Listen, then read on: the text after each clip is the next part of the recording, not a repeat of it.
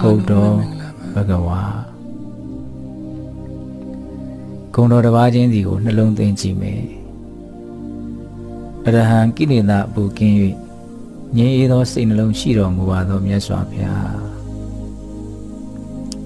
ကိလေသာတရားတွေဆိုတာဦးစီတဲ့ညှဉ်းနှွမ်းစေတတ်တဲ့တရားစုတွေ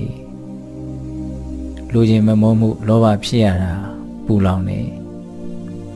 စိတ်တိုင်းမကြမှုဒေါသတွေဖြစ်ရတာပူလောင်နေဝါခန္ဓာရဲ့အကြောင်းကိုအမှန်မသိမှုမောဟတွေနဲ့နေရတာပူလောင်နေနာလိုမှုဝန်တုံမှုတွေဖြစ်ရတာပူလောင်နေအဲ့ဒီလိုပူလောင်တဲ့ကိလေသာတရားတွေဟာမြတ်စွာဘုရားရဲ့တဏ္ဍာမှာဘာတစ်ခုမှမဖြစ်တော့ဘူး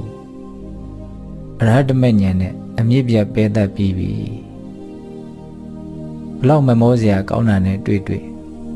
မြတ်စွာဘုရားမှာလောဘဖြစ်တယ်ဆိုတာမရှိဘူးဘလောက်မကျေနပ်စရာကောင်းတာနဲ့တွေ့မြတ်စွာဘုရားမှာဒေါသဖြစ်တယ်ဆိုတာမရှိဘူးအဲလိုပူတဲ့အလောင်တက်တွေမရှိလို့မြတ်စွာဘုရားရဲ့စိတ်နှလုံးဟာပဂတိငြိမ်းအေးတော်မူတယ်တမ္မာတန်ဖိုးတော်လုံးစုံသောတရားတို့ကိုမဖောက်မပြန်ကိုယ်ပိုင်ဉာဏ်ဖြင့်မှန်ကန်စွာသိမြင်တော်မူပါသောမြတ်စွာဘုရား